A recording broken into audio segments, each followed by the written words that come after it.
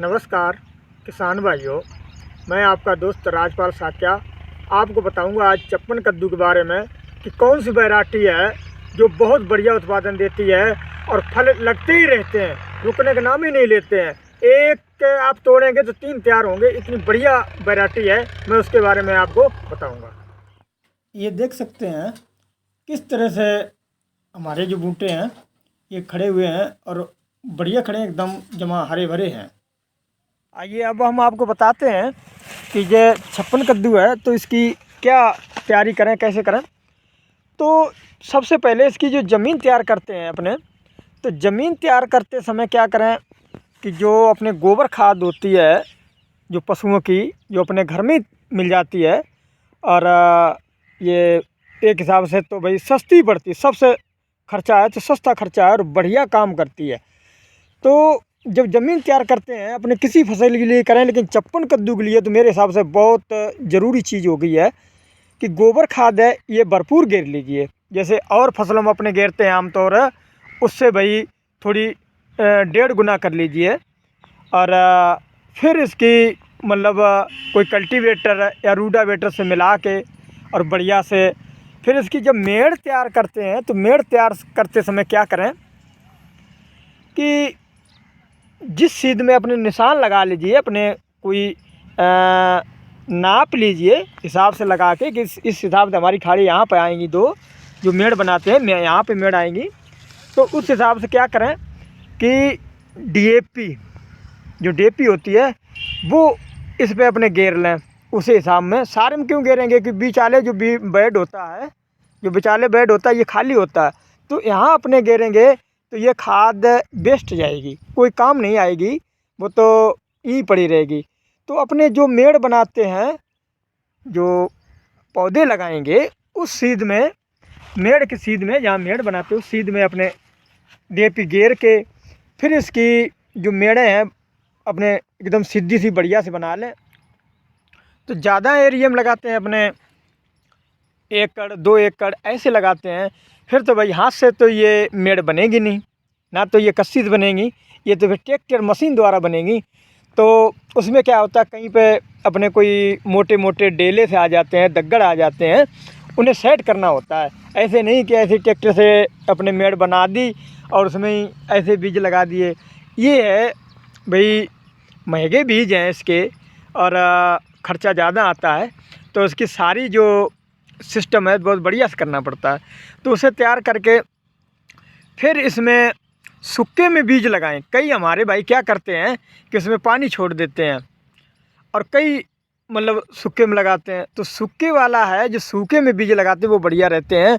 और सबसे बढ़िया तरीका तो वो है जो हमारे जो मैं वीडियो गेरी हैं, हमने वीडियो गेरी हैं आपको दिखाई हैं, प्योर ट्रे में उगा के पौधे उगा लिए उसके बाद हमने लगाए हैं। सबसे तरीका तो वो बढ़िया है। अगर आप वो नहीं कर पा रहे हैं और आपका टाइम आ गया, लगाने का टाइम आ गया और आप फिर प्योर में लगाएंगे, फिर लगाएंगे तो उससे मतलब लेट हो रहे हैं, तो आप सीधे भी बीज लगा सकते हैं और प्योर भी लगा सकते हैं। तो सीधे बीज सूखे में लगाएं। सूखे में बीज लगा के क्या करें कि आधी जो मेड़ है, जो अपने जो खाड़ी बना रखी है, तो आधी मेड़ पानी लगाएं। ऐसे नहीं कि भाई पूरी मेड़ भर दी और बीज में पानी जाके लग गया। बीज में पानी नहीं लगना चाहिए, बीज में सिलाब लगनी चाहिए। जो सिलाब चढ़ती है, समझ रहे आप, वो सिलाब लगनी चाहिए, पानी नहीं लगना चाहिए बीज में। आधी वर्ष से नीचे पानी दें और फिर वो उगाव है, जो जर्मिनेशन है वो बढ़िया होगा। और ये जो हमारे देख रहे हैं अपने, जो अब देख रहे हैं वीडियो में, ये हमारे प्योर से मतलब तैयार करके ये लगाए थे। इसकी वीडियो हमने गेरी थी, वो अगर नहीं आपने देखी तो वो देख लेना। उसके बाद एक वीडियो और हमने 56 कद्दू की गेरी थी, जैसे कि 10 दिन का रिजल्ट क्या था। और ये अब हमारे देख रहे हैं, अब ये फुल उत्पादन दे रहे हैं, इतने इसमें लग रहे हैं। अगर आपको दिखाएं, ये पत्तों में अड़े हुए हैं, इसमें देखिए ये छोटे मोटे ये लगते ही जा रहे हैं, ये देखिए ये लगते ही जा रहे हैं आगे आगे। तो ये बढ़िया वैरायटी है। इसकी वैरायटी का मैं नाम बताने वाला हूँ, आपको बता रहा हूँ। ये रुकते ही नहीं, लगते ही रहते हैं। बस ये है कि इसमें थोड़ा ध्यान रखें भाई, कोई कीड़ा आ गया तो कीड़े की दवा करनी पड़ती है, कोई फंगस है तो फंगस की दवा करनी पड़ती है, तो भाई फंगिसाइड करते रहें। और हमने तो इसमें कीड़ा आ गया था, कोई एक आध दागी होने लग गया था, फल छेदक मक्खी आ गई थी, तो हमने इसमें कोराजेन की स्प्रे कर दी है। तो एक बार तो भाई साफ़ हो गए, रुक गए और सही है। पौजा सीड्स है अपनी डॉन 17, पौजा सीड्स डॉन 17 है ये वैरायटी। भाई मैं तो 2-3 साल से लगा रहा हूँ, बहुत बढ़िया जा रही है। और भी वैरायटी आती हैं तो उसे भाई लगा सकते हैं, और फिर अपने एरिया के हिसाब से लगाएं। कई भाई हमारे ऐसे कह देते हैं कि भाई हमारे यहाँ तो ये वैरायटी मिल नहीं पा रही है, या फिर इसका मार्केटिंग बढ़िया नहीं है, कुछ भी सही है, या एरिया मौसम, तो अपने हिसाब से लगाएं। लेकिन हमारे यहाँ तो भाई ये बहुत बढ़िया चल रही है और इतना उत्पादन दे रही है भरपूर कि एक दिन छोड़ कर अगर तोड़ते हैं तो इसमें मोटे ही मोटे होने लगते हैं।